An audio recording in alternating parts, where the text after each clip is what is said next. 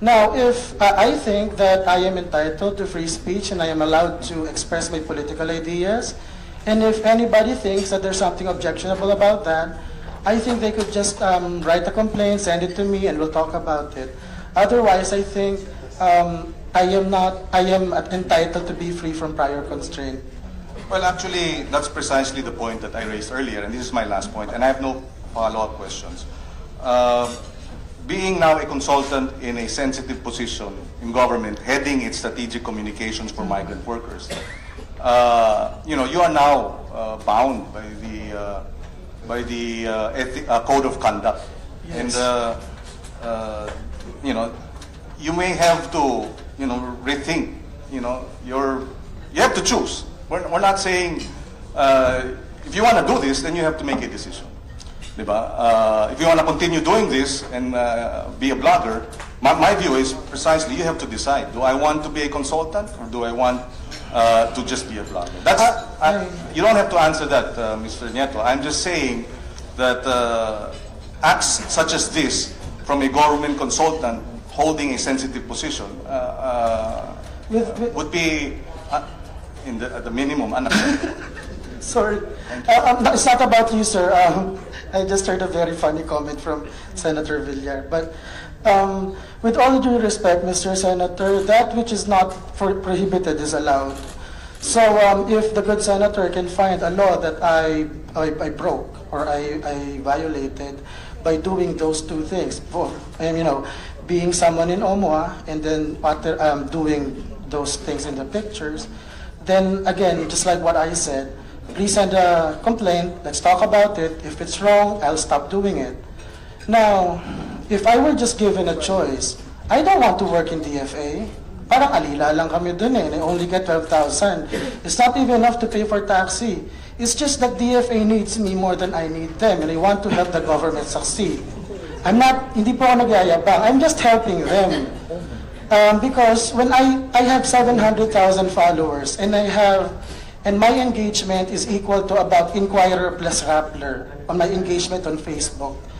And I basically want to lend my platform so that we can reach out easier to OFWs. So basically po, pittance lang yung 12K. But if you somehow think, or anybody here can prove, na I'm breaking laws by doing those two things, then let's talk about it. And if it's necessary, I'll resign. Yan lang po. Well, when you are part of the government bureaucracy in a department in the executive, one is political neutrality. The code of conduct requires that. And you must observe standards of personal conduct in the discharge and execution of your duty. So these are some of the provisions that you may have to visit and then be guided by. Noted. Mr. Chairman, Madam Chair. I think, Mr. Chairman, it will be very difficult for Mr. Nieto to rethink his position because then he would be called Rethinking Pinoy and not Rethinking Pinoy. Alright, that was Madam funny. Chair. Okay, let's Madam give a Chair. chance to Senator Villar. I would like to ask just one question because she needs to go directly to the Committee on Appointments. I am a victim of fake news, but I never ask my people to practice fake news, except what happened to the 7 senators becoming victim of Silent No More PH. I just want to ask our chairman if we cannot force the people behind Silent PH No More to come here to explain to us why they did that. So I hope the chairman in our next hearing will not allow them not to come here. It is I think, the only thing you can do for us so we will feel better. That they come here and face us and explain to us why they did that. Yun lang ang aking manifestation. Actually, Senator Villar, when I received information about the possible administrator Silent No More, that was around evening of Thursday, and we tried to get in touch with him. We Not think only him, but the people behind that Silent PH yes, No More. We some of gave a them are list here. to you. Some of Sino them ba are yun? here. Or Meron ba affiliated. dito? I didn't see them. But the list I received from you yesterday, but I would like to assure you The that next- if they do not show up in the, well, we are now sending them a subpoena Yeah. to appear because we sent them an invitation already and they did not come. So definitely, we need to hear from him. First of all, may Not only him, but the people behind that silent PH no more. We just want an explanation why they did that. Okay. Thank Kasi you. may pagkaduwag rin ang hindi nagpapakita, pero tira ng tira. Kahit na anong side ka. Pero ma'am, sino ba yung mga pangalan na yon? Can it be stated for the record, the ones that are behind? I will give it to you. Okay? Okay. Or you want me to state for the record? Yes, ma'am. Just so for the record. This is a research and it was given to me, but I don't want, I did not do this. It was given to me. It's, of course, the operator is, what's the name? Coco Dayaw. Kokoy Dayaw, Melissa Limcauco, Edwin Lasherda, Abigail Balte, and Lea Navarro. The two of them are here. The Secretary Madam Chair, I'm Lacerda. here. I think the basis of your research, if it can be called research, is a low I level did fraud. not. No, I'm sorry, I Madam, did not ask for this. It Yes. was mailed to me. Since my name So is... I never interfere with these bloggers because I'm not into it. So it was sent to me. And if you can explain that you're not the people behind it, then you explain to us. I think, Madam Chair, I think the more prudent thing to do is that particular...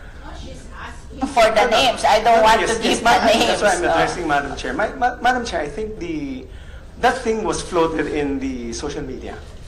And I think there's someone there who identified us as the owners of Silent No More. I think prudence would dictate that the person who floated that, our names, should also be invited. Because obviously, I Who think floated your name?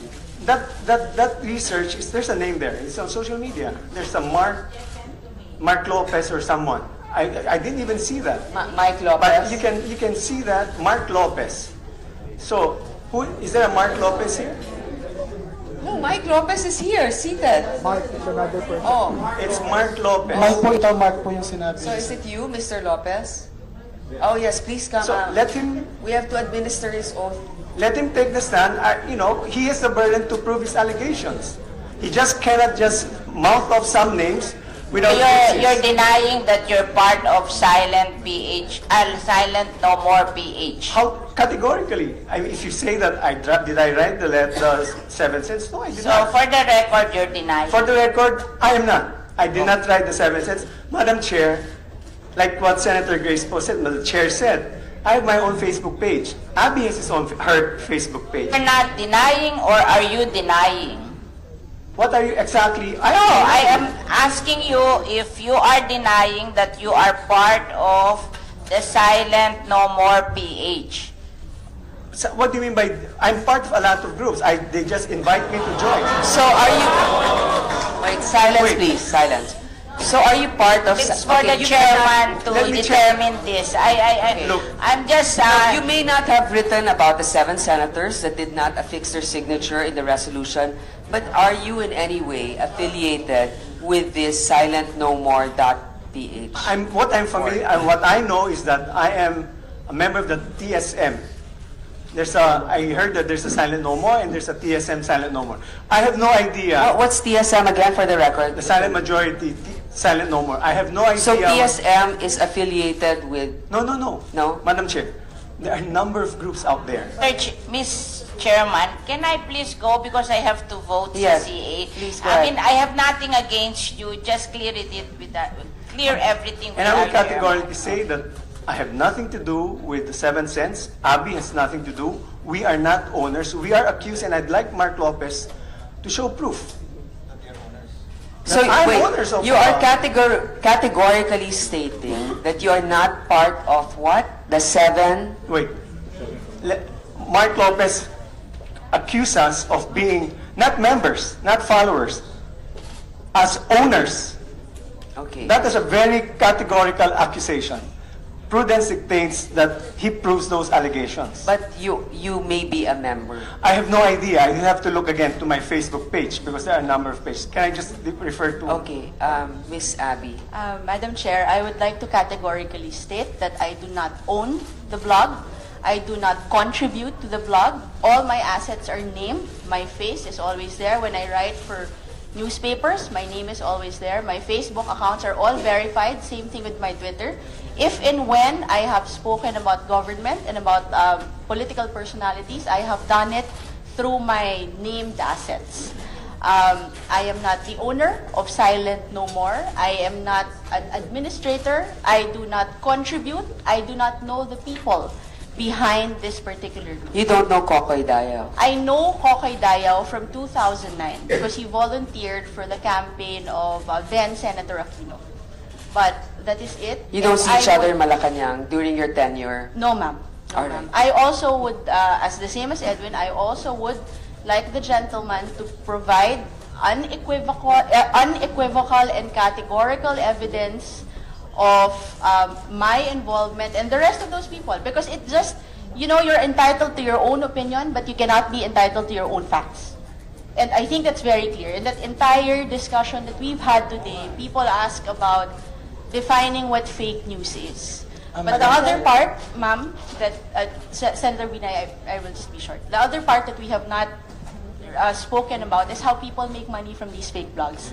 And that really, if we're worried about media literacy, we're worried about kids not being able to tell the difference between within official news and fake news, we should start talking about how much money bloggers make by putting ads on their sites and putting content that they know that will draw readers to their sites. And it's about time that it's a good proposal to start talking about taxing not just their incomes, but again, whatever that we can get because, we're looking after the train anyway. So thank you, Madam Chair.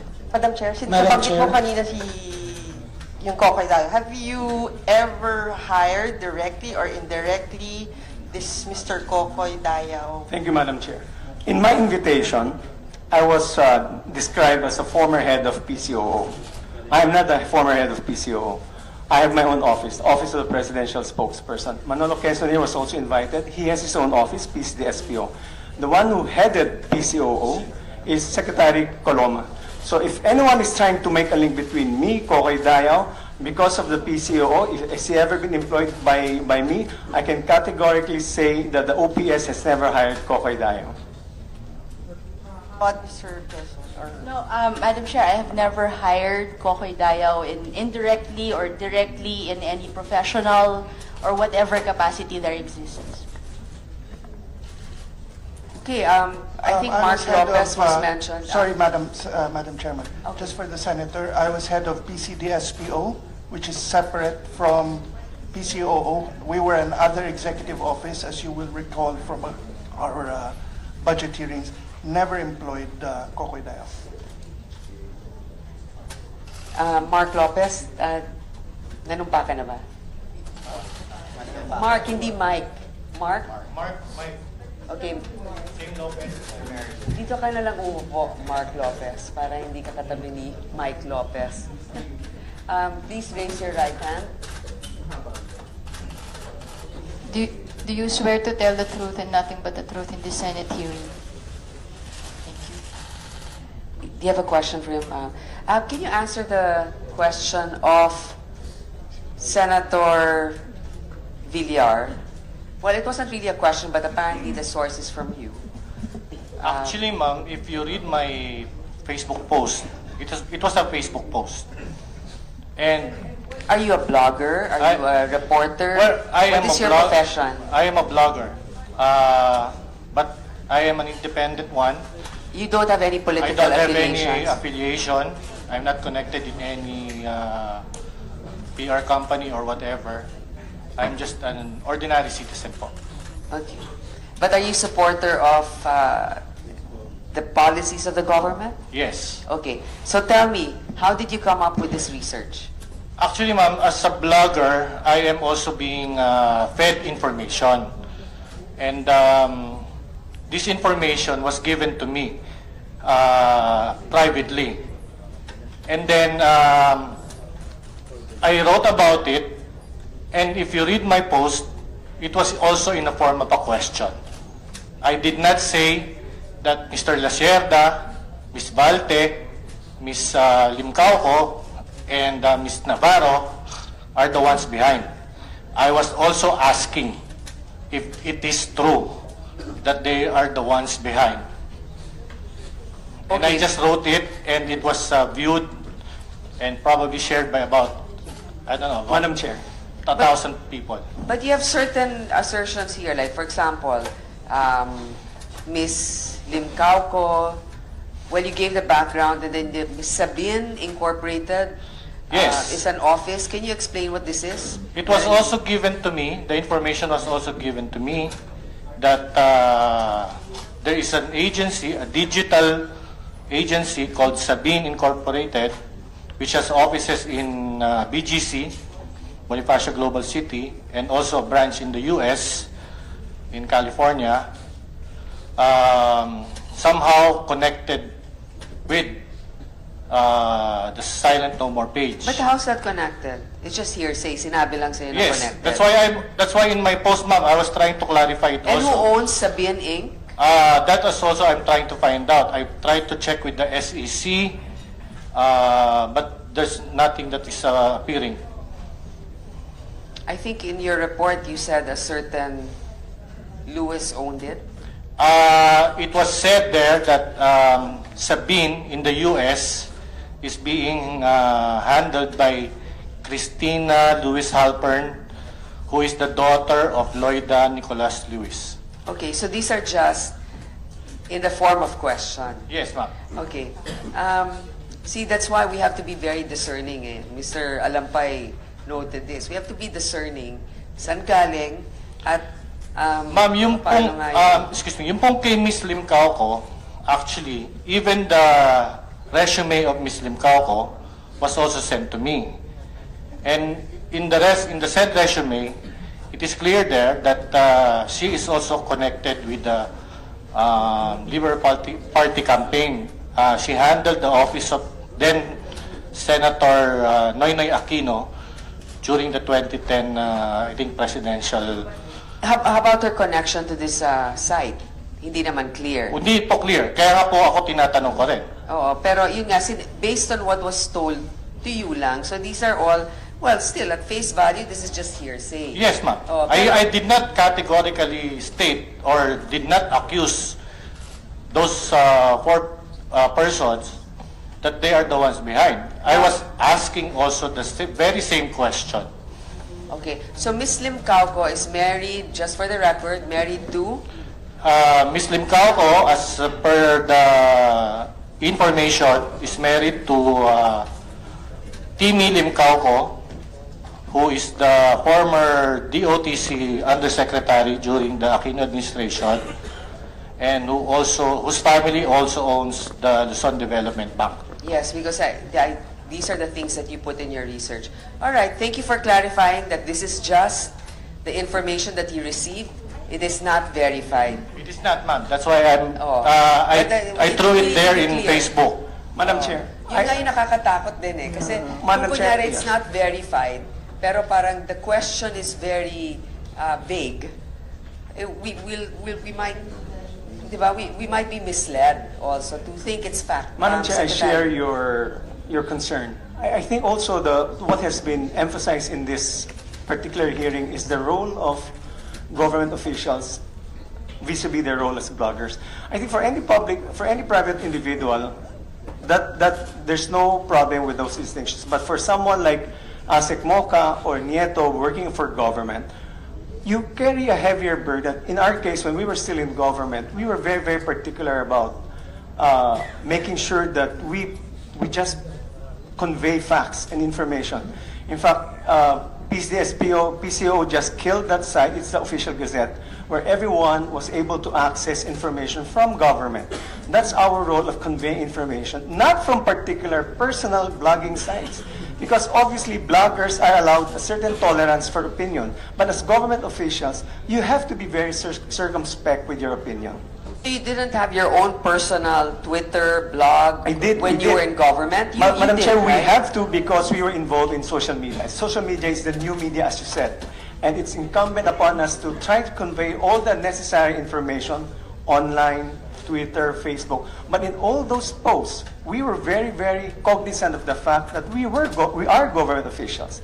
And nowhere in that role and our Facebook page would show that we did not go beyond what is necessary.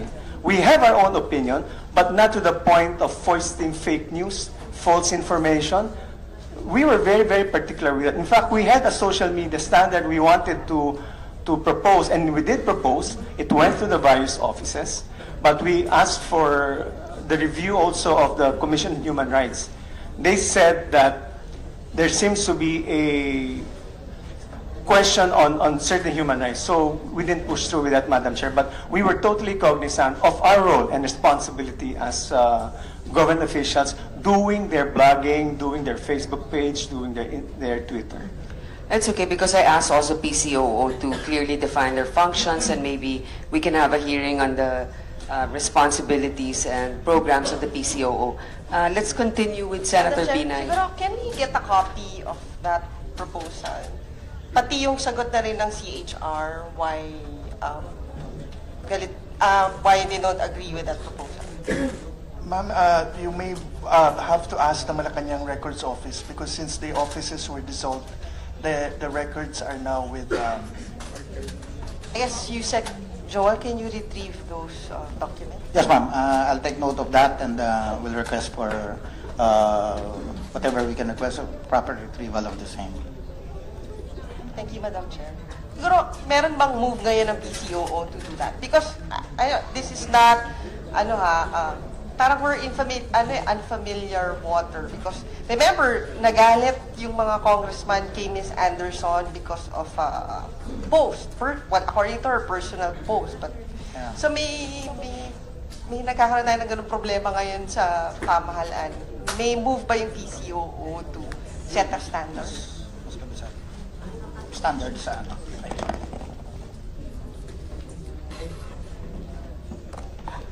Yes, Senator. The PCOO actually is doing a policy, social media policy for bloggers to accredit them.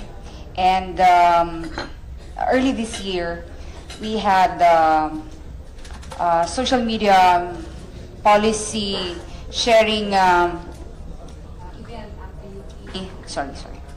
at the bahay ng alumni in order to get ideas or opinions or sentiments from other social media bloggers on this matter. And the policy actually is under review by the Office of the President, Madam Senator. Pero for ano yun bloggers, but for government employees na may blog. Kasama ba yun? Kasama Yes, ma'am. That covers all bloggers, whether private and public. Those who are within the government service, ma'am, the bloggers. You can dictate private individuals? No, ma'am. If they would like to be accredited, ma'am, to cover an event of the president, then they should comply with the policy that will be coming up. Proposed. It's a proposed policy, ma'am. It's not yet out.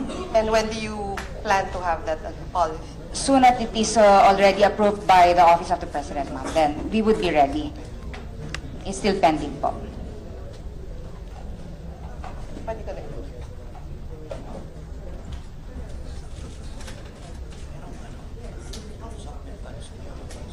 Siguro, let's start with yung definition of terms. I don't know who can answer me, whether it's DICT or baka si Ms. Angeles.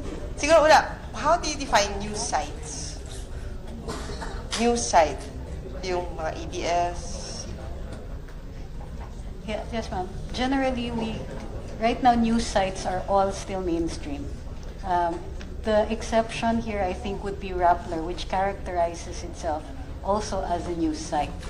But the standards are different because they have no counterpart as traditional media. They have no publications. They have no network to speak of. So everything is mostly online. The difference kasi mainstream and social, well, online media is that online media has time to correct. They can correct, they can issue corrections immediately, they can take down. Whereas publications, even news programs, will take more time before they can issue corrections or disclaimers or all of that. So yun yung, so far, yun yung standards. Right now, there are several online media that call themselves news blogs. There's a difference. News blogs So are ano also